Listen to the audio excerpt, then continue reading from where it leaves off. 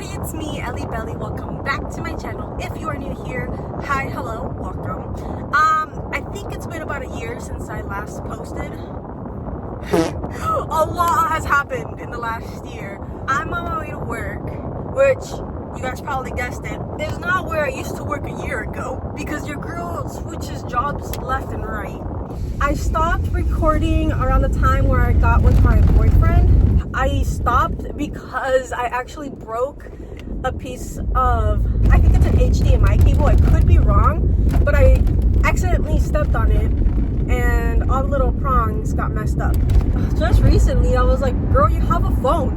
So yeah, I decided, fuck it, let's get into vlogging on my phone. Because a lot has happened in the last year. I now live in downtown San Diego. The other half I still live at home. The reason why I live in San Diego is because my job is in San Diego. I live in San Diego, but it's like on the opposite side of San Diego. So yeah, I just be staying at my boyfriend's house. I'm excited to go to work right now because I think I didn't show up for like a week and a half because, guys, I almost died. But yeah, I was hospitalized a few weeks ago. I went in thinking it was just a UTI infection, like a really bad one. It was not fun, especially because I was at work.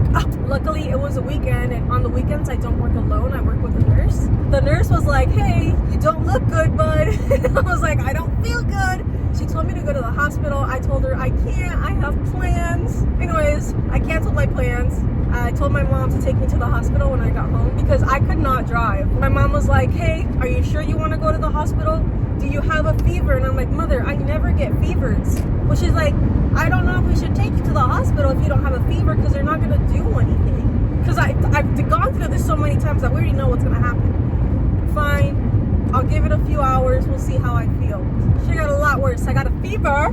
That's when the throwing up started. I had a huge panic attack. I had shivers, cold sweats. I had it all.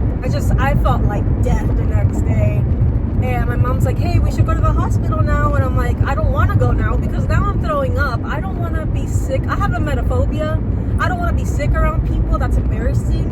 And I don't want people to be sick around me because that's disgusting. Okay? So hospital was like, no, we're not going to the hospital anymore. I'm just going to toughen it out. You know, I'm going to suck it up and just take it and it'll get out of my body eventually. Wrong! It got worse. Anyways, my mom made me some mint tea, and that finally settled my stomach enough for me to like stop throwing up. Mind you, I have emetophobia, guys. I'm not having a time. Huh? I'm not having a good time, okay, guys? I am panicking. Anyways, the tea calmed my stomach down. We were able to go to the hospital finally. By the time I got there, I could barely walk, so they wheeled me in. That whole hospital visit was crazy. I can go into detail. I ain't gonna go into detail. Turns out I got 2 different infections going on. I had a kidney stone and I went into sepsis. That was very bad. I think my blood pressure was like 57 over like 20 something, 30 something, I don't know. Which is bad because the normal one is 120 over 80. So your girl was dying. I still have a bruise of where one of the nurses puffed my vein trying to give me a second IV. I already had one right here. So yeah, I had an IV here, I had an IV here. I had not an EKG, but something similar to like track my heart and make sure that I wouldn't go into cardiac arrest. I was in the hospital for about 5 days, I think. Tell me there's a parking spot. This is what I hate about San Diego. There's never fucking parking. There's a parking spot. God bless. I am proud to be an American. Guys, how long do you think it'll be until we get no parking spots?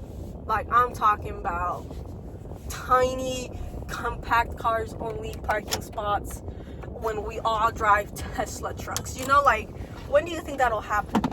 I'm thinking 5 years. Guys, I'm surprised because I'm filming on my phone and I've been talking for like 16 minutes straight. I'm surprised it hasn't shut down and I get a pop-up saying I have no fucking storage. Watch me fucking jinx it. Oh, also, huge thing that happened while I was in the hospital. My dad flew home, so, and I think he's here to stay forever. I don't know. He seems like a different man. He seems happier. He met my boyfriend, which, if you guys don't know, I'm his youngest daughter, his only daughter, so he's very overprotective of me. He hated all my exes. So we were preparing for my dad to kick him out, which didn't happen. My dad came over, they shared a smoke together. My dad and him have been working around the house with like yard work and shit. My dad wants to take him to Mexico, which, by the way, they've only known each other for like a month or so. So this is weird. This has never happened to me. So yeah, I think I'm gonna be marrying this guy. Yeah, everything's been going too great. Besides me almost dying, everything's been going great. Also, I don't know if I told you guys this, but I've been going to Mexico to see a psychiatrist to get my medications. So I don't see a psychiatrist here in the US. I got lost in TJ with no passport, no money, nothing but me, myself, and I, and my phone. That is all I fucking had. I'm telling you, the shit has gone down in the past year. My mom was in Mexico. I was like, okay, I think I feel confident enough to like drive there and back. I know the route. So my boyfriend and I both went. Everything was good going in. Got all my meds. We left, and as I'm leaving, I'm like, dude, my stomach kind of hurts. Should I go to the bathroom at the hospital? And I was like, bro, I feel like the crossing back the border, it's gonna be so fast. It's gonna be so fast. You don't need the bathroom. Mistake number one. Okay, should have gone to the bathroom. Knowing me, I should have gone. We drive to the border crossing, and we're at the end of the line. You know, cars start piling up behind us. Soon we're in these 2 lanes waiting to cross the border. There's no way out. Okay, the nearest exit is the intersection up ahead, which is a 4-way stop sign, and the security guards, la guardia, is right there blocking off the road that connects it to the border, and then they'll open it up after a few minutes to let the traffic flow in, and then they'll close it back up. So like the only time you can get out is when it's your turn to cross that intersection, when you have permission by la guardia. So anyways, we're in the lines waiting to get to that intersection, and I'm not feeling great. Okay, you know when you gotta go real bad, you start sweating, perspirating, you start getting the chills. That was me. I was like, holy shit, what do I do? I'm the driver. So I get to that intersection and I pull a right. I'm not going straight, I'm pulling a right. There's a restaurant right there, there's a little taco stand. I went to their bathroom. The door was broken, okay? It wouldn't fucking lock. Somebody walked in on me taking a dump. Mid-wipe. Anyways, worse shit happened after that. But I have to go to work. Alright guys, so I have some downtime. Not really downtime, but like I can talk while I'm doing this. While we're pulled over, I'm like, hey, get some food. Because he hadn't eaten anything. So I was like, hey, why not get food while I'm in the bathroom, you know? He got his food. Once he got his food, we left. And then we get back in line. And we have to start from the very fucking back. You know, like you can't come back to where your spot was. So we go back. And we pass the stop sign. Literally, as soon as we pass it, my stomach's like, dude, you weren't done. I couldn't like go back out because I'm back in the 2 lanes. And this time there was no way out. Like you are stuck in the line for the rest of the ride. I asked my boyfriend, I was like, hey, what did I say? I don't even know. He has his own story of what I said. But I could have sworn that I said, hey, do you feel comfortable like taking over for me, like the wheel? And he said, yeah, if it comes down to it, yeah. I got down to it is all I can say. I guess I didn't explain to him that he was gonna have to drive, and so I just said, hey, keep going straight. And I said, are you ready? He's like, am I ready? And I'm like, let's go. And so I got out of the car. He got into the driver's seat. So I run back to the previous bathroom that I saw, and it was like this little like cafe. So anyways, I'm in the bathroom, and when I go out back to the line, I cannot see my car anywhere. I walk all the way to the border crossing, like to the fence, to the gate, to the wall. The cops are no help. I'm like, hey, my boyfriend just crossed over. I don't have my papers or nothing. I don't have my passport. I don't have my ID. I don't have money. I don't have anything.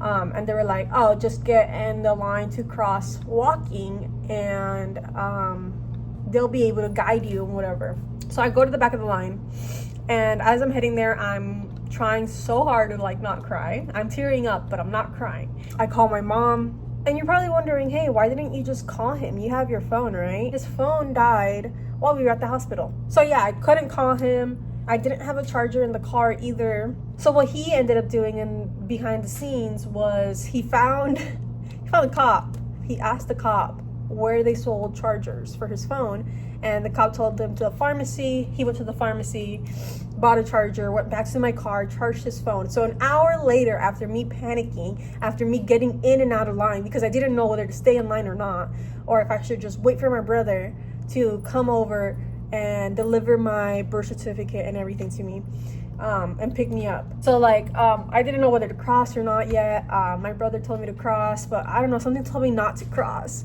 So I stayed, and an hour later, I finally get a call back from my boyfriend. And he's like in a panic. I'm able to see his location, so I go and start walking towards him. And I'm like, hey, look, don't do anything, just wait in my car. And I finally catch up to him. My brother is calling me, my dad's calling me because he somehow found out. So everybody's calling me, everybody's worried. I find him. You know, I thought it was gonna be like, I miss you. It was like that. We were like, I miss you, but he was like, don't touch me, I'm about to throw up. That's how anxious we were.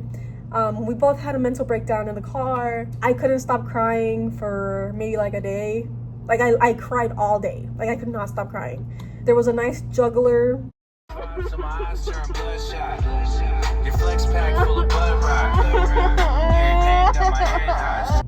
We were so done. So we got back to the back of the line. And so yeah, after that we crossed, everything was good. It was just traumatic. My boyfriend was traumatized. He's like, dude, I smell like weed. I don't know Spanish. I don't have a license. So he was all like in shambles. He was like, I can't believe you were gonna cross without me. I was like, bro, I thought you were already on the other side. I didn't see you. I didn't think that there was a way to get out from the line. And he somehow fucking managed to get out of the line and go the opposite way. That's why I couldn't find him, because he had gone the opposite way and pulled over. Anyways, guys, I'm gonna go ahead and finish work. We'll continue story time after.